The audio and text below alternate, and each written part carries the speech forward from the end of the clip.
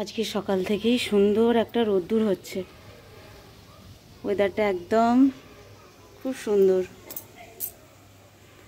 আকাশে মেঘও আছে, কিন্তু মাঝে মধ্যে সুন্দর রোদ্দুর হচ্ছে জানো।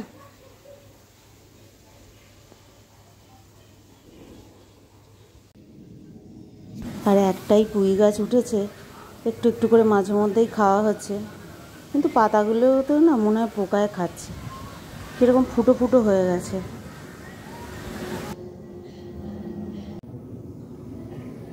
সাদা মেঘ থাকলে অত অসুবিধা হয় না, যখনই কালো মেঘ আসবে তখনই বৃষ্টির সম্ভাবনা বেশি। এই যে যে কটা জিনিস কেচেছিলাম এখানে শুকাতে দিয়ে গেলাম, আর এত ঝড়ের মতো হাওয়া দিচ্ছে, আর রোদ্দুরটাও তো ওরকমভাবেই উঠছে মাঝে মধ্যে। সেই যেরকম অসময়ের জিনিস পয়সা দিয়ে তুমি পাবে না, সেরকম রোদ্দুরটার ওরকমই অবস্থা। খুব কিমতি জিনিস হয়ে গেছে, কখনো দেখা যাচ্ছে কখনো দেখা যাচ্ছে না, এরকম ব্যাপার। তো ছাদে দিয়ে গেলাম, মোটামুটি শুকিয়ে যাবে, আবার বৃষ্টিও চলে আসতে পারে, কোনো গ্যারেন্টি নেই। আর এই যে ছাদে যে গাছগুলো বসিয়েছিলাম, বৃষ্টির জল পেয়ে বর্ষার মধ্যে খুব ভালো ধরে গেছে।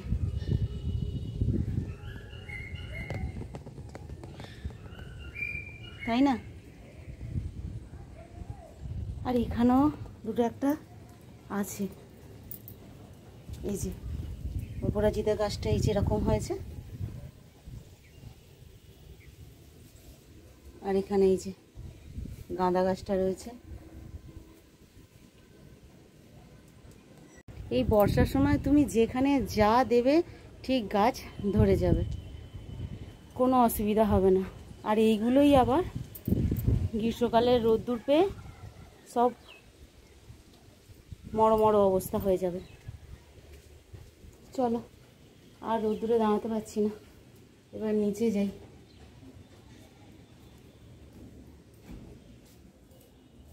রোদ্দুর যেন গায়েই লাগছে, জামা কাপড়ের মধ্যে আর লাগছে না, এরকম হয়ে গেছে। গায়ের রোদ্দুরটাই যেন মনে হচ্ছে ঝরঝর করছে, এরপরে সঙ্গে সঙ্গে ঘাম বেরোচ্ছে।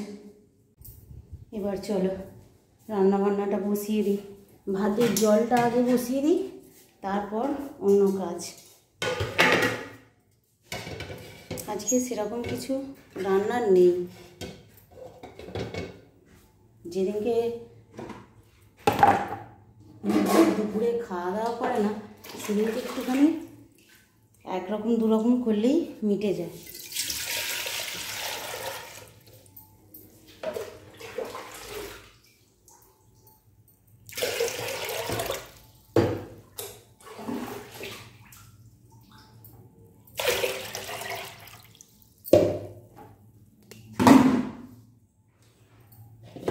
আগে ওই জন্য ভাতের জলটা বসিয়ে দিলাম, জলটা গরম হয়ে গেলে অনেকটা কাজ হয়ে যাবে।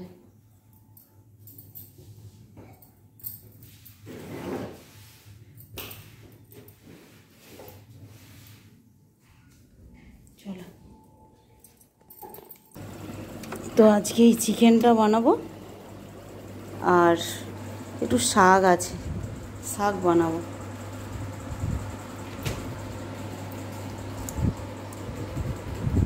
একটুখানি ঠান্ডাটা কেটে যাক, তারপরে করব চিকেনটা। আর আজকে না এই শাকটা রান্না করব, জানো এটা বাজার থেকে কিনে নিয়ে আসা কোনো শাক নয়, কিন্তু ডাঁটাগুলো দেখো এরকম একদম সরু সরু। এই শাকটা আমার এক জেঠিমা থেকে রান্না করা শেখা, আর ওই জেঠিমা এত ভালো রান্না করতো না, ও যারা শাক খেতে ভালোবাসে তারা ওই দিয়েই এক থালা ভাত খেয়ে নেবে। আর এতদিন পরে, অনেক দিন পরে আমিও এই শাকটা আজকে পেয়েছি, তাই জন্য ভাবলাম যে ওই চিকেন ফিকেন যা হয় হবে, আগে এই শাকটা আমি একটু বানাই, বুঝলে। আর তার জন্য একটুখানি এই যে ছোট্ট ছোট্ট করে বেগুন, আলু আর একটা পেঁয়াজ কেটে নিয়েছি, আর সাথে দেবো এই যে এরকম একটু বড়ি, ব্যাস এই দিয়েই শাকটা খেতে এত ভালো হবে না।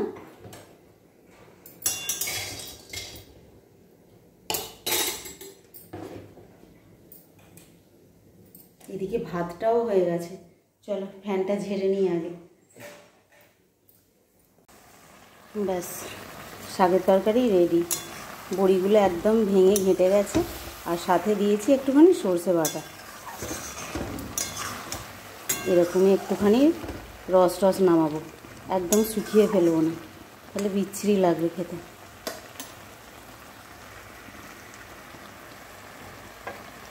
আজকে এই যে সর্ষের তেল দিয়ে চিকেনটা বানাবো। চিকেনটা ধুয়ে এখানে ফ্রেশ করে রেখে দিয়েছি জল ঝরতে। আর এই যেখানে আলু, পেঁয়াজ, টমেটো কেটে নিয়েছি, আর একটুখানি সাথে কেটে নিয়েছি কি বলো তো, এটা হচ্ছে বিলিতি আমড়া। এখন ফ্রিজে রেখে দেবো, খেয়ে দিয়ে যখন উপরে যাব ভাত ঘুম দিয়ে তারপর খাবো।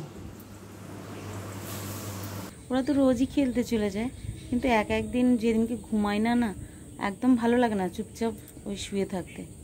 সেদিন একা একা চলে আসি এই ছাদে।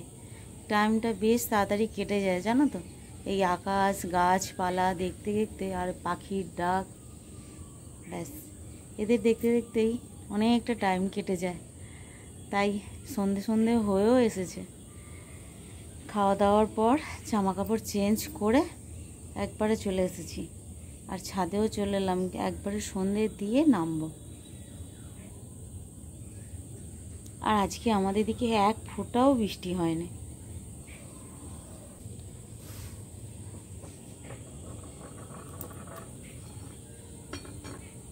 ঠিক আছে, দে আমাকে একটা খুলে দে এটা।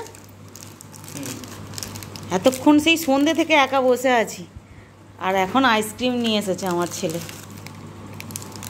এই যে এই আইসক্রিমটা খেতে আমার খুব ভালো লাগে।